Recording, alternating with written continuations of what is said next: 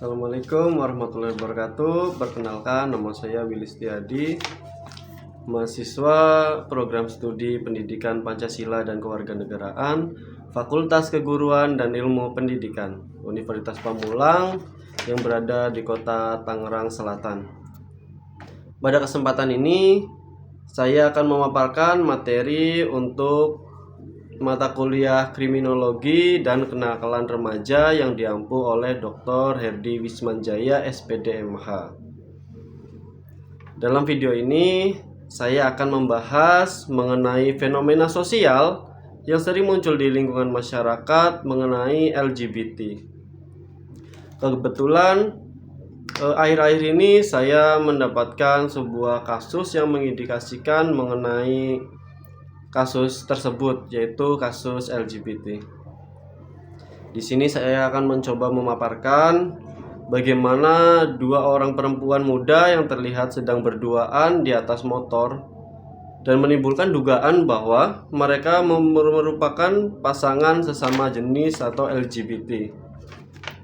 Videonya nanti saya taruh di atas ya, agar bisa ditonton, dan linknya juga bisa ditonton di bawah. Mengenai lesbian ini sangat miris sekali ya, karena fenomena ini sering memunculkan berbagai tafsir di masyarakat. Dalam perspektif kriminologi, penting bagi kita untuk tidak langsung memberikan stigma, label, atau vonis moral, melainkan mencoba memahami konteks secara objektif dan ilmiah. Pertama, perilaku remaja yang menunjukkan kedekatan fisik atau emosional tidak selalu dapat langsung disimpulkan sebagai orientasi seksual tertentu. Banyak faktor yang dapat mempengaruhi perilaku tersebut, seperti kedekatan pertemanan, budaya pergaulan, ataupun kebutuhan emosional antar individu.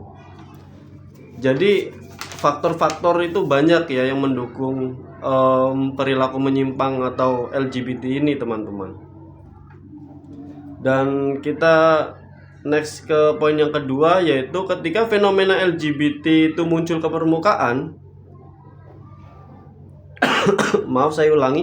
Ketika fenomena LGBT muncul ke permukaan, sebagian masyarakat langsung mengaitkan dengan penyimpangan. Namun, dalam kajian kenakalan remaja, kita mempelajari bahwa kenakalan tidak semata-mata dilihat dari moral subjektif, tetapi kita melihat dari aspek sosial, hukum, dan dampaknya terhadap masyarakat. Jika ada penyalahgunaan hukum, kekerasan, atau gangguan sosial yang ditimbulkan, maka perilaku tersebut tidak dapat semerta-merta digolongkan sebagai tindakan kenakalan remaja. Lalu yang ketiga, sangat penting bagi masyarakat untuk menghindari tindakan diskriminasi, perundungan, maupun penghakiman sepihak. Kenapa? Karena hal tersebut justru dapat menimbulkan dampak psikologis yang lebih berat bagi remaja. Sebagai calon pendidik dan akademisi PPKN, kita tuntut untuk lebih bijak, lebih objektif, dan lebih humanis dalam melihat realitas sosial. Di kasus tersebut, saya mendapati bahwa dua orang perempuan yang awalnya sedang berduaan, saya kira sebelumnya saya belum menduga ke kriminologi atau cenderung ke LGBT ya. Namun setelah saya lihat seksama dan saya amati, ternyata mereka itu bergandengan tangan. Walaupun memang bergandengan tangan itu hal biasa ya, sesama gender atau sesama wanita dengan wanita lain. Namun yang saya nggak habis pikir, di sini dua orang perempuan ini yang sedang mengobrol tadi sambil bergandengan tangan, lalu melakukan sebuah tindakan, yaitu berpelukan. Jadi penumpang yang belakang itu memeluk teman di depannya. Disitulah saya mulai berpikir ada indikasi mengenai penyimpangan tersebut. Dan benar dugaan saya, setelah beberapa waktu mereka sedang mengobrol dan tertawa bersama seperti itu, muncullah konflik di situ. Salah satu perempuan itu membuka handphonenya dan perempuan lain itu meminta untuk melihatnya, namun tidak diperbolehkan untuk melihat dari sisi perempuan yang di depan ya. Saya menduga ini ada semacam perselingkuhan gitu, perselingkuhan di dunia mereka yang mereka jalankan itu. Dan benar adanya, tidak lama kemudian mulailah cekcok di situ, cekcok dan turun dari motor. Dan setelah handphone itu diambil oleh si perempuan satunya itu yang di belakang, dilemparlah sama puran itu. Dan mungkin saya menduga-duga itu ada semacam chat atau foto atau lain sebagainya yang mengindikasikan bahwasanya perempuan yang di depan itu menjalin hubungan dengan perempuan atau pria lain di handphone tersebut. Dan mulailah perempuan tersebut ribut dan terjadi pemukulan. Namun nanti videonya saya potong di bagian situ karena kurang elok untuk dipandang. Nah, singkat cerita, perempuan tersebut pergilah berlawanan arah. Yang satu pergi ke arah belakang dan yang satu melanjutkan naik motor ke depan.